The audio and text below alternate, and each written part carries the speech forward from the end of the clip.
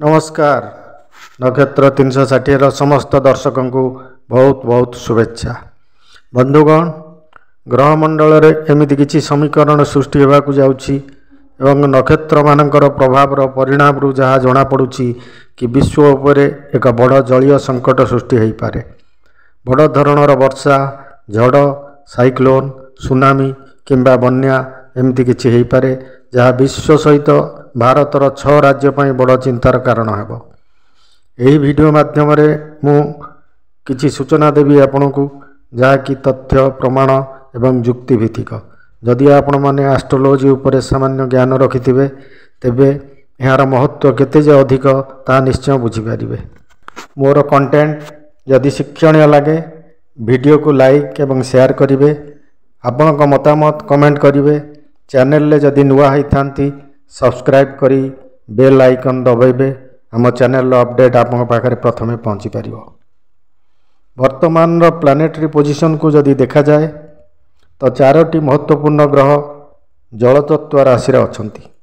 Shani mean राशि रे, बृहस्पति कर्कट राशि रे उच्च स्थिति रे एवं मंगल निजर राशि बिछा राशि रे एवं ग्रहराज सूर्य जलतत्व राशि बिछा राशि रे अछंती। वायु तत्व राशि रे अछंती राहु कुंभ राशि रे। ठीक 2 दिन पर अर्थात 23 नवेम्बर को राहु प्रवेश करिवे निजर नक्षत्र शतभिषा रे। शतभिषा काहाकू रिप्रेजेंट करे?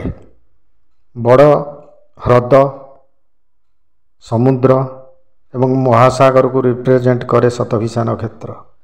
शतभिषार देवता वरुण एवं वरुण को जलर देवता मध्य कहा जाए। नवांश को जदि विचार को लिया जाए एबे कर्कट नवांश रे अछंती शनि, बृहस्पति एवं बुध।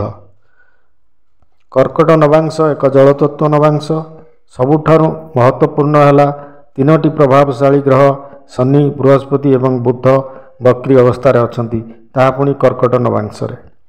सांप्रतिक स्थिति रे वाटर एलिमेंट्स गभीर भाव प्रभावित हेबे नवेम्बर 23 तारिख ठारू, जार परिणाम बहुत बड़ बात्या को आमंत्रण करिपारे। आपणकर मने थिबो मंगल जेतबेले कर्कट राशि को गोचर करथिले तुरंत एक्टिवेट हेतिला कर्कट, बिछा एवं मीन राशि, जार प्रभाव रे केवल भारत नुहे विश्वर विभिन्न अंश रे अदिनिया वर्षा, झड़, बन्या परिस्थिति सृष्टि हेतिला। इविन नवेम्बर द्वितीय सप्ताह पर्यंत लागि रहितिला।